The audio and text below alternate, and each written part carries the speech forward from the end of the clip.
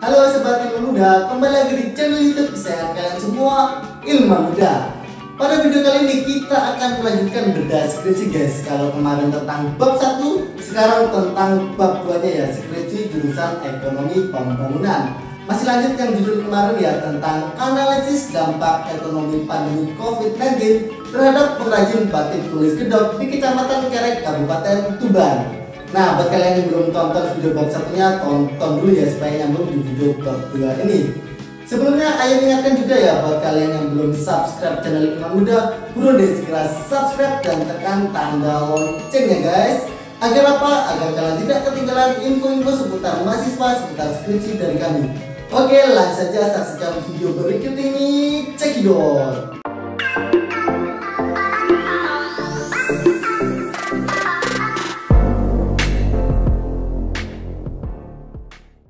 Halo Sobat Ilman Muda, kemarin kita sudah membahas terkait bab 1-nya ya. Sekarang kita akan lanjut untuk membahas terkait bab 2. Oke, bab 2 ya.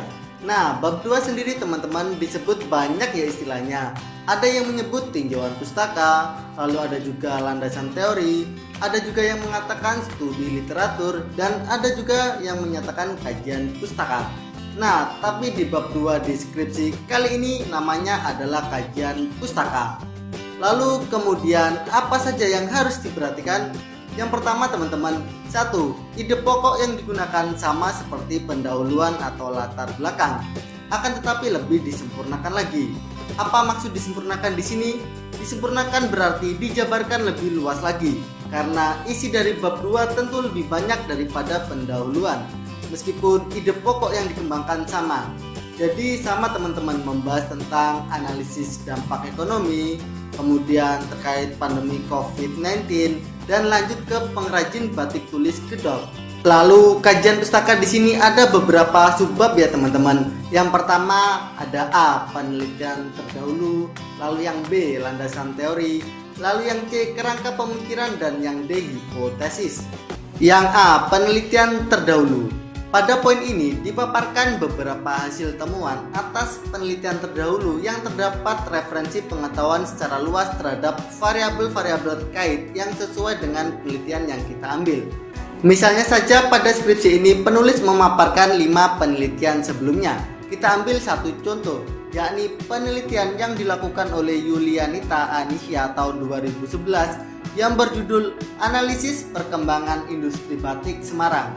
Tujuan dari penelitian ini adalah untuk mengetahui perbedaan perkembangan pada batik Semarang sebelum dan sesudah mendapatkan bantuan pemasaran dari pemerintah Kota Semarang, ditinjau dari modal usaha, ongkos produksi, tenaga kerja, jumlah pembeli, total penjualan, dan keuntungan.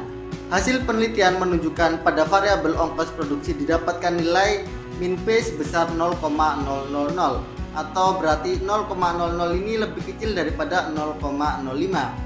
Hal tersebut berarti ada peningkatan secara signifikan pada variabel ongkos produksi, yaitu sebesar 49%.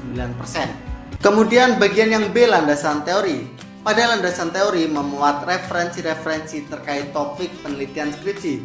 Referensi tersebut merupakan kumpulan teori atau materi-materi yang mempunyai hubungan dan dibutuhkan dalam membantu, memahami, dan memperjelas permasalahan yang akan diteliti. Teori tersebut harus relevan dan mutakhir.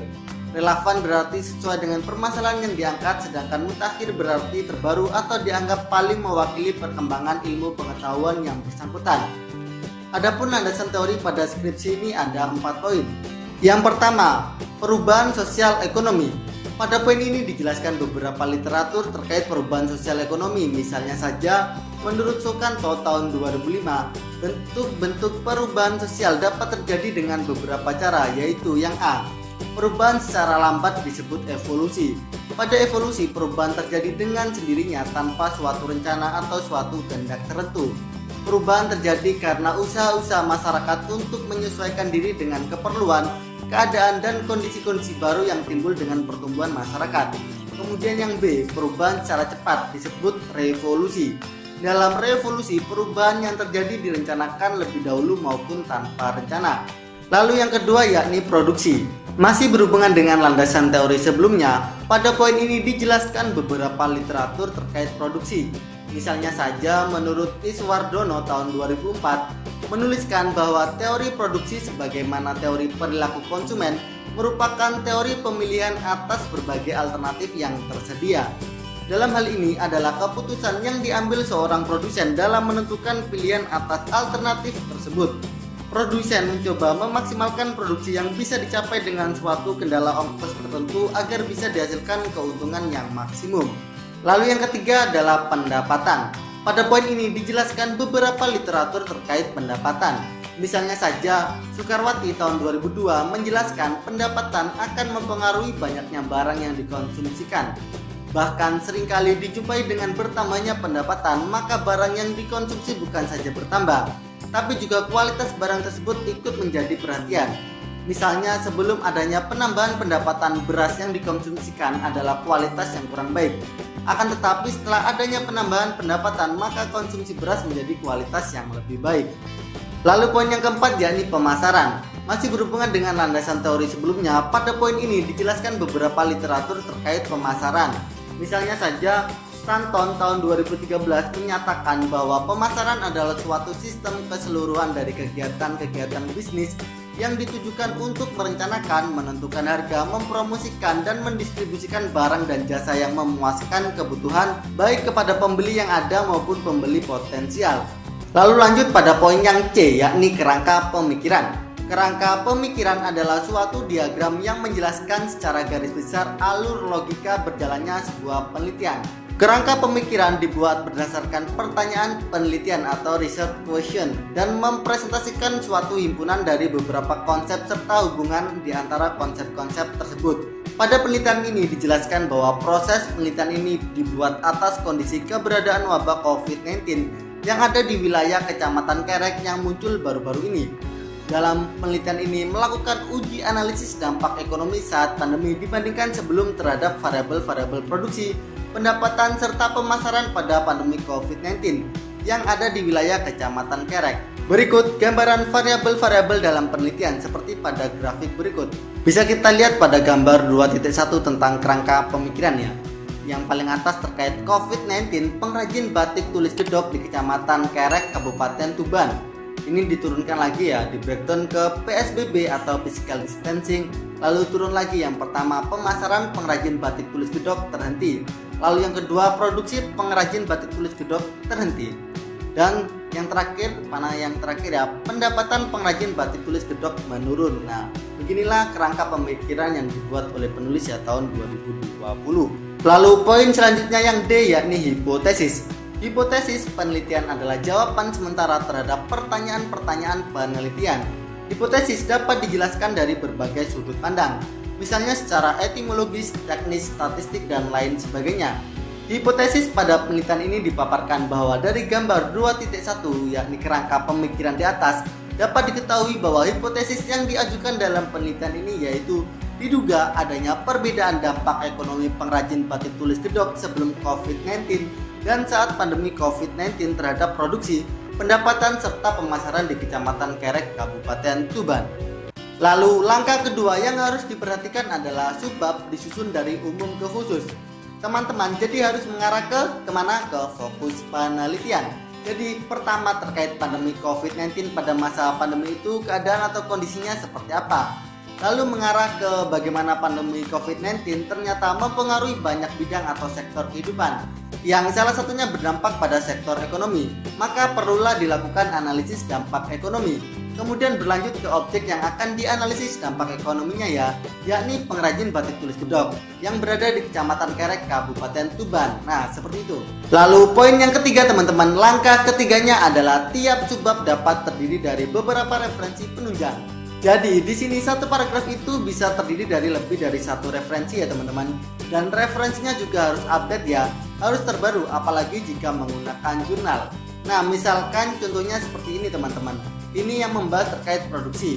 Untuk kalimat pertama, teori produksi merupakan hal yang menggambarkan hubungan dengan tingkat produksi suatu barang dengan jumlah tenaga kerja yang digunakan untuk menghasilkan berbagai tingkat produksi barang.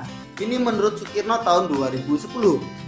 Lalu yang kedua ada kalimat lagi tentang produksi, yakni teori produksi sebagaimana teori perilaku konsumen merupakan teori pemilihan atas berbagai alternatif yang tersedia. Ini menurut Iswardono tahun 2004. Selanjutnya kalimat ketiga ditambah lagi terkait produksi seperti ini. Jumlah produksi sangat berpengaruh terhadap penyerapan tenaga kerja menurut Simanjuntak tahun 1998. Jadi ada 3 kalimat seputar produksi dengan berbagai sumber yang terdapat dalam satu paragraf. Kemudian langkah keempat, ubah kalimat dari referensi dengan bahasa kita sendiri, dengan bahasa kalian sendiri. Jadi tidak boleh mengubah isi, keuntungannya bisa mengurangi plagiasi. Nah oke, langsung saja teman-teman. Contohnya kalimat seperti ini tentang pemasaran, ada 2 kalimat. Yang pertama, pemasaran merupakan suatu sistem dari kegiatan bisnis yang dirancang untuk merencanakan, menentukan harga, mempromosikan dan mendistribusikan produk yang dapat memuaskan keinginan dalam mencapai tujuan perusahaan. Ditulis oleh Stanton tahun 1984. Lalu kalimat yang kedua, konsep pemasaran merupakan falsafah perusahaan yang menyatakan bahwa keinginan pembeli adalah syarat utama bagi kelangsungan hidup perusahaan. Ditulis oleh Swasta tahun 2002. Oke, 2 kalimat ya. Langsung kita ubah kalimat pertamanya jadi pemasaran adalah sebuah sistem dari aktivitas bisnis yang dirancang guna menentukan, merencanakan harga, mempromosikan dan menyalurkan produk yang dapat memuaskan keinginan untuk mencapai tujuan perusahaan. Ditulis oleh Stanton tahun 1984. Lalu kalimat keduanya jadi seperti ini. Rancangan pemasaran ialah gagasan perusahaan yang menyatakan bahwa keinginan pembeli merupakan syarat utama untuk kelangsungan hidup perusahaan. Ditulis oleh Swasta tahun 2002. Kalau kalian bingung, kita akan mensejajarkan kalimat asli dengan kalimat sendirinya. Kalimat asli tadi kan seperti ini. Pemasaran merupakan suatu sistem dari kegiatan bisnis yang dirancang untuk merencanakan, menentukan harga, mempromosikan dan mendistribusikan produk yang dapat memuaskan keinginan dalam mencapai tujuan perusahaan. Ditulis oleh Stanton tahun 1984. Lalu kalimat aslinya kita ubah menjadi pemasaran adalah sebuah sistem dari aktivitas bisnis yang dirancang guna menentukan, merencanakan harga, mempromosikan dan menyalurkan produk yang dapat memuaskan keinginan untuk mencapai tujuan perusahaan. Ditulis oleh Stanton tahun 1984. Nah, di sini kan kita ganti ya. Kata merupakan menjadi adalah, lalu suatu sistem, suatu kita ganti sebuah, lalu kegiatan bisnis kita ganti aktivitas bisnis. Lalu untuk merencanakan ya kita ganti menjadi untuk, menjadi guna, lalu dibalik menjadi menentukan, merencanakan menjadi menentukan, lalu baru merencanakan harga. Dan untuk mendistribusikan kita ganti kata menyalurkan, produk yang dapat memuaskan keinginan dalam mencapai, dalam kita ganti untuk mencapai. Nah seperti itu teman-teman. Kemudian lanjut ke kalimat keduanya. Kalimat aslinya tadi kan seperti ini. Konsep pemasaran merupakan falsafah perusahaan yang menyatakan bahwa keinginan pembeli adalah syarat utama bagi kelangsungan hidup perusahaan. Ditulis oleh Swasta tahun 2002. Lalu kalimat sendiri, kalimat kalian menjadi seperti ini. Rancangan pemasaran ialah gagasan perusahaan yang menyatakan bahwa keinginan pembeli merupakan syarat utama untuk kelangsungan hidup perusahaan. Ditulis oleh Swasta tahun 2002. Jadi konsep pemasaran, konsep kita cari sinonimnya menjadi rancangan. Lalu merupakan kita ganti ialah, falsafah sinonimnya menjadi gagasan, jadi ialah gagasan. Lalu selanjutnya pembeli adalah kita ganti kata merupakan, jadi pembeli merupakan. Lalu syarat utama bagi kelangsungan, bagi kita ganti menjadi kata untuk. Nah itu. Jadi teman-teman, untuk memparafrase itu paling simpelnya adalah kita mencari sinonim dari kata kalimat aslinya, kita ganti dengan sinonimnya menjadi kata kalimat kita sendiri. Jadi simpelnya adalah kita mencari sinonim. Kalau kita sudah bisa mengganti kata itu dengan sinonimnya, kita juga bisa merubahnya menjadi induktif ke deduktif maupun sebaliknya, yakni deduktif ke induktif. Seperti itu teman-teman. Nah, bagaimana sobat ilmu muda? Itu tadi adalah video bedah skripsi jurusan ekonomi pembangunan ya, khususnya di bab 2-nya tentang analisis dampak ekonomi pandemi COVID-19 terhadap pengrajin batik tulis kedok di Kecamatan Kerek, Kabupaten Tuban. Buat kalian yang masih penasaran, jangan lupa untuk komen aja langsung di kolom komentar ya. Dan apabila menurut kalian video ini bermanfaat, jangan lupa untuk like dan share video ini ke teman-teman kalian semuanya. Oke, cukup sekian dari Ayang. Salam dari kami, salam ilmuwan muda. Bye-bye. Nah, buat kalian yang belum tonton video bab 1-nya, tonton dulu ya supaya nyambung di video bab 2 ini. Sebelumnya Ayah ingatkan juga ya buat kalian yang belum subscribe channel Hikmah Muda, perlu segera subscribe dan tekan tanda loncengnya guys. Agar apa? Agar kalian tidak ketinggalan info-info seputar mahasiswa, seputar skripsi dari kami. Oke.